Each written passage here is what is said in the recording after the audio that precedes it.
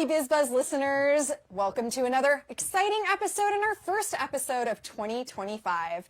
Today we have a very special guest, Tim Gaspar, who has taken his time to speak with all of us about his newest venture. He's been a long-time supporter of our community here in the San Fernando Valley with many upcoming exciting things to come this year. So again, my name is Danielle Roy, owner of Morale Matters, and your show host today. So thank you, Tim, for joining us on the podcast. No, my pleasure. I'm super excited to be your inaugural podcast for the year. That's kind of a cool thing. So, no, thank you for having me. Absolutely, yes, and our first time in this new space, so it's really fantastic. exciting. Awesome. So the inaugural one for that too. I love it. Awesome, very cool. So tell me, what is your latest venture? I mean, you have so much you've committed to our community. I mean, for many years. I mean, how many years has it been since you've had a business here? I started my business back in 2008, so about 15 years, and I've been involved in community efforts for probably about 20 years. I got involved with the West Valley YMCA back in 2002, somewhere around there, and just sort of fell in love with the organization and all the things they do for the Valley, and that sort of, from a community standpoint, sort of sparked my interest in being involved in groups like that. I love it. You know, I had recommended you actually to an organization I work with, Family Rescue Center. Oh, absolutely. Who you've been supportive of, and you've made that. Yeah. such an incredible difference to all of those people. So thank you. Awesome. And I know there's many more organizations. Thank you for referring me. It's a great group, and a lot of groups, you know, they don't necessarily get like, you know, there's the big names like the Y and the Boys and Girls Club, and they do amazing work. But then there's, you know, dozens, if not hundreds of other organizations in the Valley that are also doing really good work that you just don't hear about them as often. They're just putting their head down and just, you know, doing what their mission is and doing great work, and they don't always, you know, get recognition or news or any of that stuff. So. Well, and especially when there's volunteer, you know, there's a lot of organizations that are volunteer only or very minimal staff. So thank you. I know that you've been a part of the Warner Center Summer Concert Series too, right? Absolutely. So how long has that been? So I've been involved with the Warner Center concerts for probably close to 10 years now. Okay. And I've been their presenting sponsor, I think, for like 3 years so far. So I really just like to go there with my family, and we enjoy the Saturday night movies and the concerts, and it's really just, you know, anything that brings the community together is something that I generally want to support, and it's really just a great way to be able to hang out on a Sunday, and it's free, and it's a great sense of community, and so it's really, you know, something I'm super excited about moving forward. We have a really cool lineup plan for this summer coming up, and one surprise in particular. So, So, well, we're going to have, and so I've always been a little bit more of a hip-hop fan myself. And I love all music, so I've always, like, enjoyed all the bands they have. But we just hired DJ Quick. Wow! That'll be one of the first shows in June coming up, so I'll have to confirm the date, but the deal's done, and oh my gosh, kind of a cool thing for the Valley. So I'm excited about that. I cannot wait, and I take my 2 toddlers there, so perfect. All the shows. So I'll see you there. That'd be great, for sure. So tell me about your latest venture. I mean, that is really the biggest news. I know you announced at the Chamber of Commerce December breakfast, right? And you just had this incredible, you know, array of business people that were really excited. So tell us more. Sure. So I announced in December, about a little over a month ago, my candidacy for Los Angeles City Council for District 3, which is mostly it's the West Valley. It's Woodland Hills, Tarzana, Winnetka, Reseda, and Canoga Park, so the community that I grew up in. So I announced my candidacy. The actual election's not till June of 2026, so it's, you know, 17 months away. But, you know, in LA, you got to get started early and start getting the word out, you know, as much as possible early on. And so just super excited to be able to dedicate my time. Oh, I love that. That's super exciting to have a business owner and not a career politician, right, running for city council. Yeah, I do think that's important. The city council makes the city council is obviously has a lot of control and influence over what happens in LA. LA is a city where, you know, the mayor has obviously significant responsibilities too, but a lot of the laws that end up getting passed and things that end up getting decided get decided by the city council. And what I've noticed, you know, over the years is there'll be, you know, discussions that come up that impact businesses, but there's a lot of times nobody in the room that actually has ever owned a business before or signed a paycheck for somebody to say, hey, not that like things that are, you know, laws that are getting passed are necessarily wrong, but sometimes laws get passed with really great intentions and they come from a good place, but nobody in the room ever raises their hand and says like, well, you know, what's the other side of this in regards to how's this actually going to impact businesses? How's this going to get paid for? And there has to be, you know, a different perspective in the room to at least have a discussion around that. And that's something that, I'd really like to bring to the table just to make sure that discussion actually happens. I think that's very important too. And like you said, if these members have never owned a business before, it's very hard to see that other side. So Absolutely. I'm so excited. So you have my vote. Awesome. Thank you very much. Of course. Cool. So what are some of the top causes, I guess, that you were passionate about and would do if you were elected? So, I always feel like it's being a dead horse, so I feel bad. But still, the crime and the homelessness issue is still a huge issue. So before I came here today, I stopped by a retail store on Ventura Boulevard that sells primarily clothing. My wife goes there all the time. So they're closing. They just announced on Facebook that they're moving to online only. And I went and talked to the owner today, and the reason they're moving online only is because they have this issue where they have people, a lot of times transients, walking into the store on literally a weekly basis and stealing from the store. And the problem is that the problem is obviously so bad, and I've had this happen myself as recently as 3 weeks ago at my office, also on Ventura Boulevard. There's just not enough resources to go around from an LAPD standpoint, nor should they be burdened with the homeless issue on every single call. That would just be impossible. But there's nobody that's going to help her. There's nobody that's going to be able to stop these people from coming in her store and stealing. And, there's really, she could hire a security guard this full time, but that's cost prohibitive for a small store. And so as a result, she's closing. And it's just, it just seems totally, unacceptable that happens, where somebody who's paying taxes and somebody who also is generating revenue for the city through their sales tax is being forced to close by an issue that shouldn't exist in the first place. And so that is an example of something that I think is something that has to change, and I think a lot of other people feel that way. We get what we tolerate, and the idea of tolerating people just sort of doing whatever they want to do without consequences, I think, is just crazy to me. I agree. I was in CVS on Ventura and Topanga the other day, and a gentleman just walked out side of the store. He said, "Hey, someone just walked out. He didn't pay." He got frustrated. No, I know, because he was frustrated with the self-checkout So and just left. And it was insane. And they said, "Well, there's nothing we can do." That's just crazy. Ralph's went through that as well. I know. I agree wholeheartedly. So that's a big one. But the other one, on a more positive standpoint, is right now we have, I think, a bit of a lack of leadership, a lack of qualified leaders or people that really want to step up to be leaders. And there's really, right this second, there's only so much you could do right now in regards to the current leaders to be able to recruit people and find people that want to, do good and are capable of doing good. But what we could do right now is make sure that we're investing in youth programs. So you take programs like the YMCA, they have the Youth and Government program, the Boys and Girls Club, the dozens of institutions that we were talking about earlier. Put a lot more resources and focus into those organizations that focus on young people that are currently 8 years old or 10 years old or 13 years old.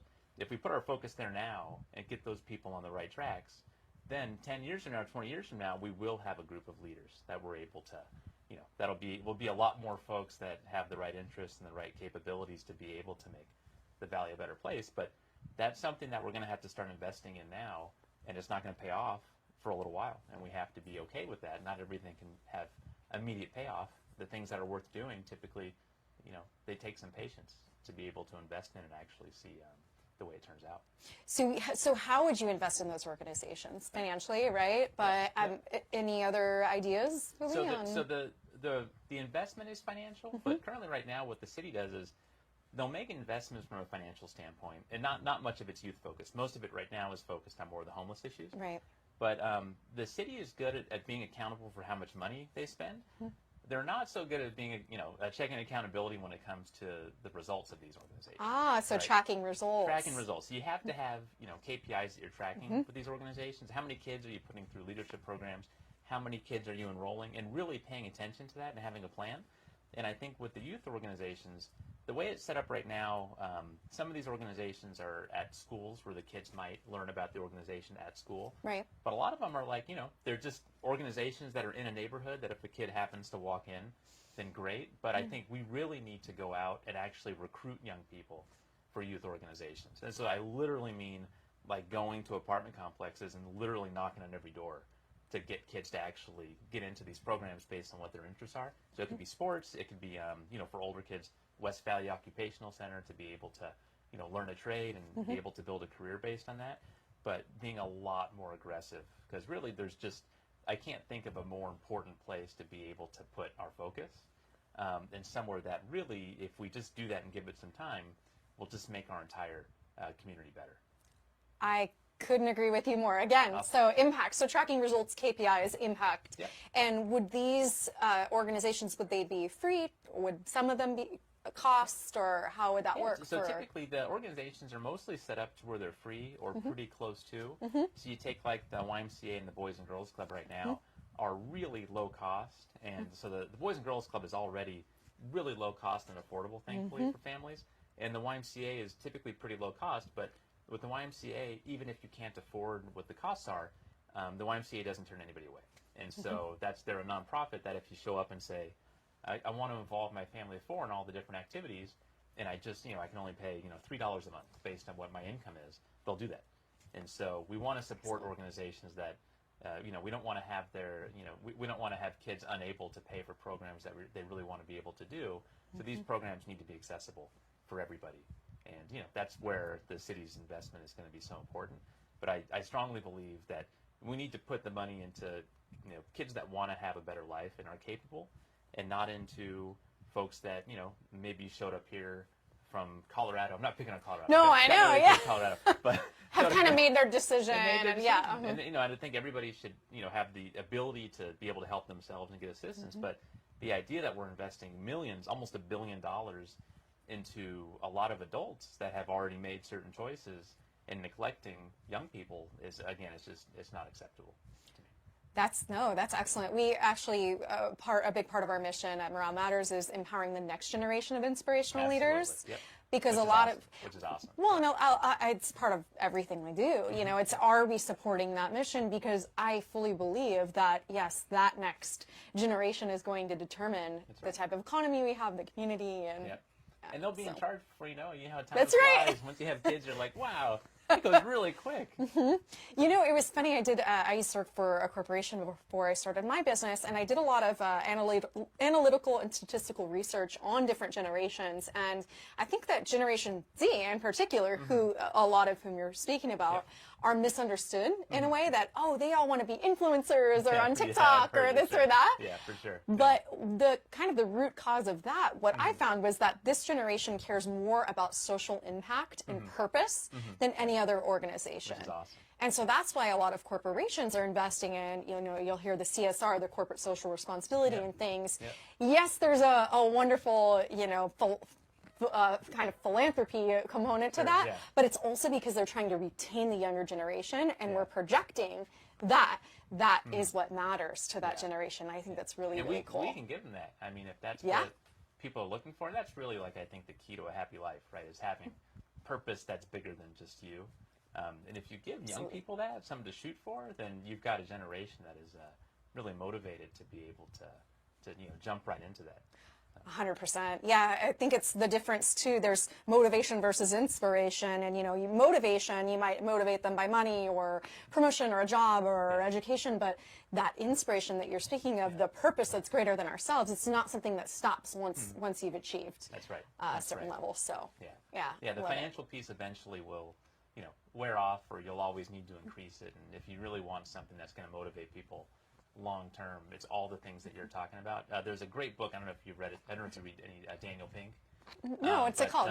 It's called Drive, and it's basically just a book about what actually motivates people. So if you run a business or a political organization, and it's not money. It's for a short-term thing, like get this project done this month, you can throw money at it. But if you really want people to actually be motivated and motivated long term, it's got to be all of the things that you just talked about. No, you're so right. There's a since you are a book reader too. I love these types of books too. And one of my favorites, The Appreciation at Work, which is it's the 5 love languages. It's the same author, but for business, for how to motivate employees in particular. Awesome. And a statistic that they came out with, granted this is pre-COVID, but so it might have changed slightly, but they said 89% of managers feel that when an employee leaves a company, it's due to getting more money elsewhere, but only 12% of the time is that actually true. And that's shocking. I mean, that's a huge gap, in between our understanding. Sure. So it's more than money. Well, it's funny if your assumption is that somebody left for more money, then you don't have to look inward at the other reasons that they might have left, right? That's people, true. They always say people don't leave bad jobs; they leave Bad managers. bosses. Mhm. Exactly right. Absolutely. So, well, I'm so glad that someone who truly understands leadership is going up for a I leadership try. role. It's important. For sure. What's made you successful with your business, Gaspar Insurance, too, and how will you carry on some of those traits to this So new I position?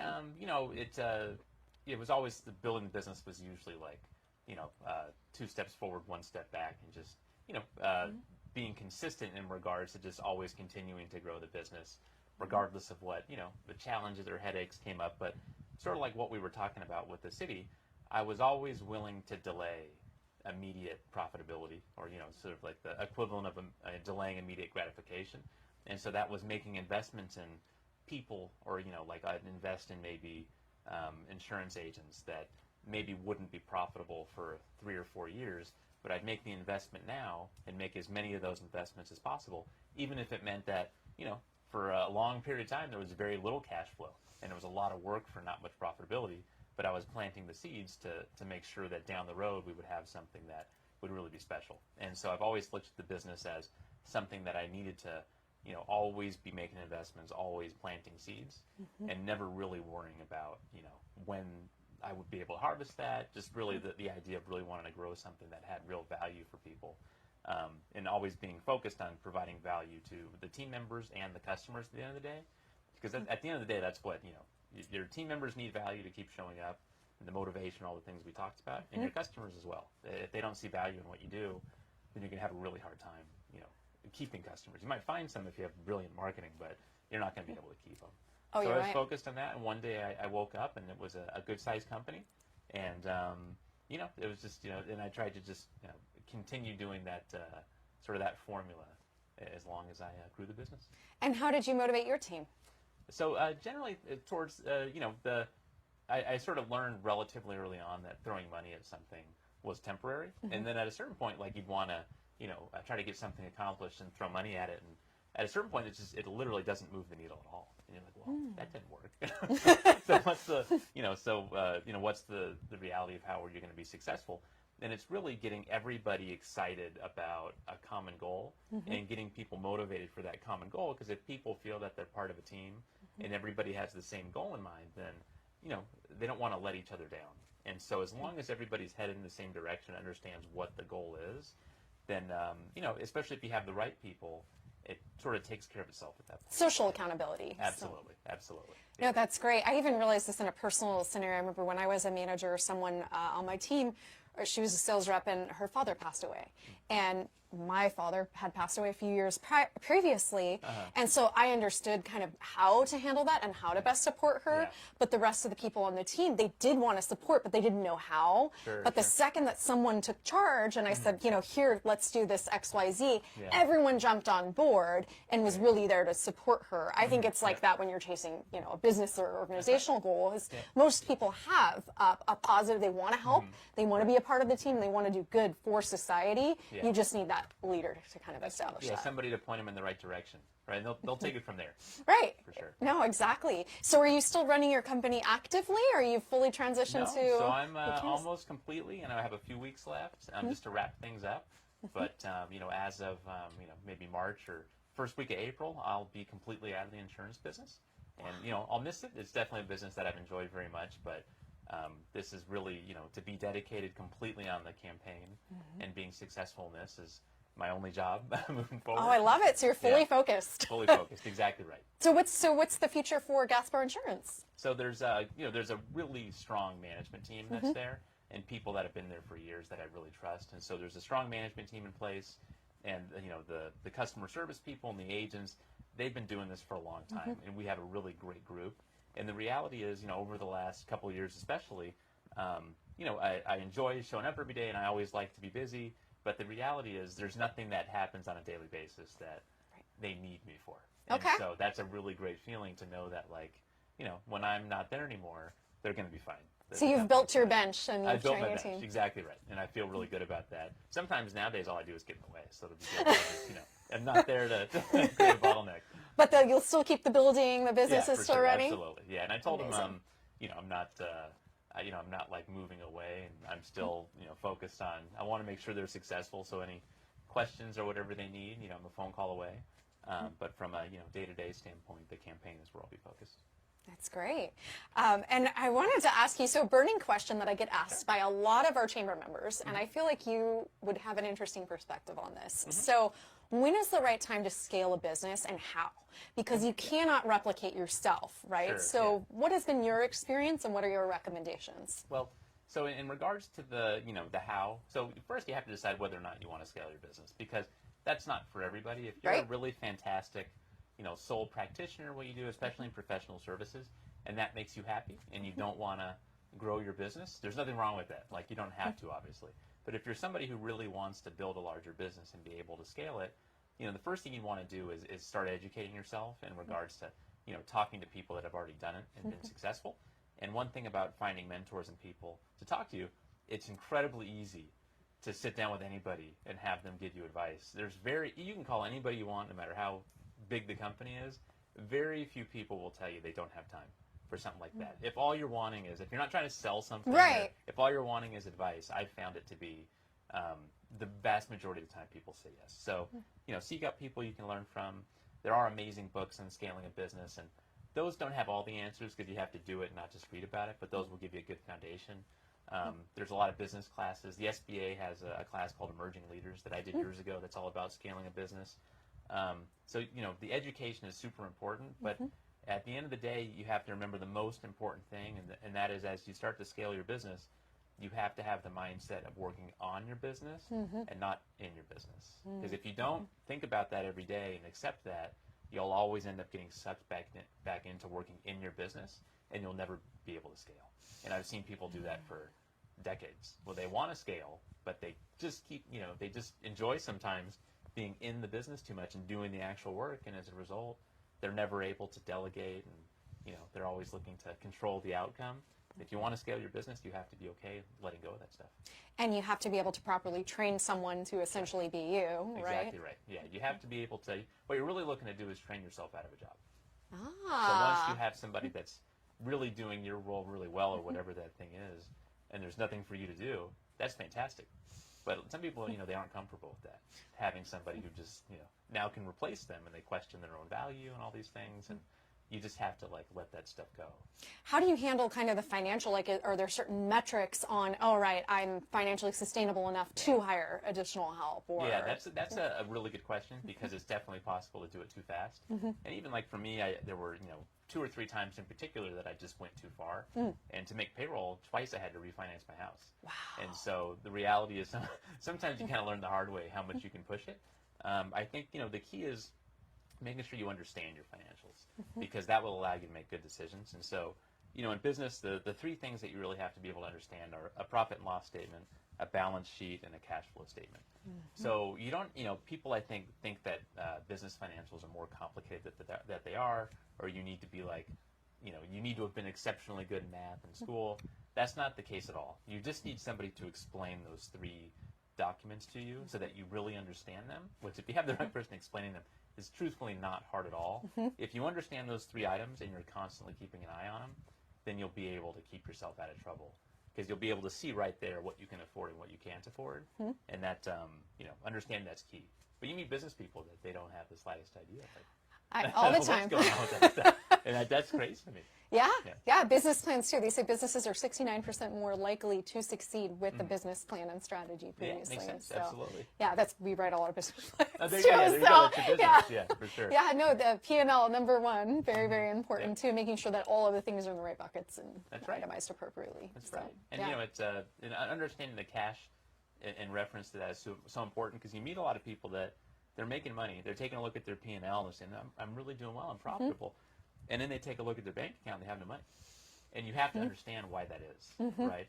Or you can have the opposite, where we got a ton of sales, we got top line revenue is going through the roof, and it looks like we have cash in our account, and don't realize that they're actually losing money on every sale, and that they're headed towards a position that's going to look really ugly and tough to get out of. So understanding those, how those documents work together and really understanding the whole picture is, to your point, crucial. Well, right, and the customer acquisition costs, right? Absolutely. Yeah, you could be spending $100 to acquire a customer that there's $4 profit. Yeah. That'll eventually be a problem. Yeah. At some point, it'll catch up with you. Yeah. No, I love that you understand kind of all of these components, and you've shown that too. And so it worked out for you after the refinancing of your home? No, for sure, All absolutely. worked out? Situations like that are stressful for anybody, but And they happen all the time. people say, entrepreneurship can be hard, and the reality is, it's supposed to be hard because, if you really, business can be difficult. Running any business has times like that. So you really, to make it work, have to be totally dedicated. Because if you're not 100% dedicated as an entrepreneur, it's not going to be successful. Because it just takes really sometimes, your whole being and your family's support also. That's also crucial. If you have a partner that's not supportive of you building a business, could you imagine if my wife wasn't supportive when I had to refinance the house? That would have been a problem. Oh, absolutely. Yeah, absolutely. Yeah, so thankfully, she had the same dream and she believed in me building the business, and that was crucial because being stressful. being aligned is really important. I even saw, coming from the wine and spirits business on the corporate side, I would see, a big part of that business is being out at night and supporting restaurants and going to these events. And a lot of marriages didn't last or relationships because the other partner had kind of like a 9-to-5. It didn't. So you have to be aligned on those common goals and know that the sacrifices that you make are worth that greater picture. Right. That's right. So I love it. So tell me more about your plans for this year. So April is the big date. You're already getting started. So what do you have upcoming this year? So this year is really all about getting the word out. So again, thank you for having me today. Of course. Opportunities like this are crucial. So getting the word out and then meeting with people that are influential in their own communities, that are able to tell their friends about the campaign, and really getting the word out as much as possible in that regard. It's important to get endorsements from folks that are already in positions of leadership within City Hall, or certain groups like certain unions and things like that. But for me, I always want to make sure that my message is my message, and so when I meet with whether it be a union or somebody else that's already in politics, my message is going to resonate with some folks, and it's not going to resonate with others, and that's okay, because the reality is I don't want to tweak my message based on who I'm meeting with. And so the folks that, sort of share my vision for LA and what I want to do are the people that I'll have on my team. And then for some folks that say, that's not really the vision that we want to go with, that's okay. But really figuring out, who's on my team, sort of, for the bigger picture, is a big part of this year. Building that team, getting the message out, because as time flies, and we'll be at the end of this year in a blink of an eye. We'll be in 2026. Exactly right. Right before the Olympics too. So that would be a huge year to kick it off. Oh, LA has so much stuff, coming on. Olympics, World Cup. Right. I mean, just it's a Super Bowl coming up, I think, next year. So it's going to be a lot of eyes on LA for the next 2 years in a row. 100%. Yeah, no, absolutely. So, okay, so getting the word out. So how can we get the word out? What would you, are there certain social media channels, a website? Where can we find I hired a number of marketing firms to come up with a really great website address. So we came up with timgaspar.com. So I like that it was available. So timgaspar.com is the best place to go, where I'll have my events listed, information about me and my positions. If somebody's able to support the campaign financially, which obviously is super important in any race, just to be able to get the word out, you can do so there. So that's like the single best place to go. And I would love to, be able to, folks are able to come to the events. I'd love to be able to get the message out and share the website with their friends or people that they think, sort of have the same vision. That's really the key. And so that's, at this point, the best thing to do, and hopefully the folks that watch this podcast or listen to the podcast and watch the YouTube, hopefully I'll be able to run into those folks at different community events and things like that. Can people reach out to you directly through the website as well? Absolutely. Yeah, okay. You can send a message to me directly from the website. It goes, directly to me. There's not like a like an AI chatbot. Yeah, exactly right. Yeah, definitely not the message I would want to send. So no, it comes directly to me, and I typically answer it within a few minutes. That's good. Wow, that's impressive. Well, it's not like 3 to 5 business days. The one thing that I'll add is I built my business as a service business, right? And so people expecting an immediate response is a big part of what made the business successful, is being able to do that. And I look at politics the same way. The city council role, in a lot of ways, is a customer service role for folks that live in my district. And so whether it be during the campaign, or if I'm fortunate enough to get elected, being very, very responsive is really important to me. I love just that. in general. No, it is important. It's just a good practice, right? It's just a good practice for life. I think, yeah, Absolutely. for sure. And that would be a great thing to share with all of the youth that you'll Yeah, that's right. It's one of the things supporting. we can teach. Yeah, Exactly, respond exactly. right away. That's right. Exactly. And write a concise email. That's the number one question I get is, yes, can you please. teach my team to write a concise email? So Yeah, that's right. And less, acronyms. Which, I don't know what half of them mean when I don't my kids either. send them to me. I know. Somebody said LOL, like lots of love. Yeah, right. I try to keep up myself too. Right. So. Yeah, that's right. You and I both. Yeah. So are there any other parts of your vision that you would like to share here with our listeners? Yeah, so I talked about, investment in young people, a little bit about the crime and homelessness issue, and then, from a business standpoint, supporting businesses. And that doesn't mean, it's never supporting businesses at the expense of others. So it doesn't mean supporting businesses and obviously taking advantage of employees or taking advantage of people that are not business owners. Because the reality is for businesses to be successful, the other two groups have to be happy, right? But businesses, especially small businesses, are the backbone of our economy. You have to have a vibrant, successful business community to have the community at large be successful. I've never seen a community that, has been successful and vibrant and growing if they don't have a thriving small business community. Because when you think about a lot of areas that are struggling right now, and you think about what's it like to live in an area like that, typically they're food deserts. There's no restaurants. There's just, like a liquor store with, a bunch of really unhealthy snacks and not a lot of other, businesses to serve the community. And that's exactly what we want to avoid. We want to have a lot of small businesses that are opening on a daily basis and growing and able to make investments in the community. But to have that, we have to make, decisions and pass laws that support businesses and not, frankly, take advantage of them or expect them to be able to finance, every idea we come up with as a city. So. Well, and it's harder than ever to be a small business. I mean, really we work with so many restaurants in particular too, and that's, in the past you could make 5 to 10% profit, and accidentally get there, but you have to intentionally give good service, have great hospitality, and manage, optimize your financials. So, and I believe that there is a way where both businesses and employees can be. That's kind of our, with Morale Matters. It's not just the business that wins; it's the employees, and there is a win-win. Absolutely. And so the fact that you're finding that, not at an expense of the employee, but let's set the businesses up for success, not for failure. Right, exactly right. And that's crucial. There's not a lot of good, it's a tight labor market as it is. So you have to treat your team members well. Of course. To be successful as a business. So I think that sort of takes care of itself. And when, as a business, you need to treat people the right way. And so, I think to your point, for any business to be successful, they sort of need to know that piece. They treat people poorly, and they're not going to have employees very long. No, it's true. I mean, that's how you lose a good team, right? That's right, So, exactly right. yeah. Well, I love so many exciting things. Was there anything else that you'd love to share with our listeners? No. So look, I'm just thank you for the opportunity today. Hopefully, those are sort of the priorities that I mentioned are the ones that matter to me. But the only thing I'll add is a big part of this year is learning for me. And so there might be other things within the community that are just things I'm not aware of. And so as I meet with groups and understand what their concerns are for the community, how they think the community could be better, there could be a number of other things that pop up that are just things that I don't know anything about. But if you asked me in 3 months, I would say, hey, this is really something that we need to work on. That's So, great. No, it's evolving. I mean, and that's what you have to do as an entrepreneur as well, right? You said the two steps forward and back. You're doing the same thing. We learn until same thing. Exactly right. That's right. Exactly. Well, I am so excited to support you and your candidacy, Thank you very much. and we're very grateful to have you on the podcast today. Thank you for having me. Of course. Awesome. Thank you, Valley Buzz listeners, for tuning in today. Again, this is Danielle Roy, your show host, and our wonderful guest, Tim Gaspar here, running for City Council. So make sure and stay in touch with him on timgaspar.com.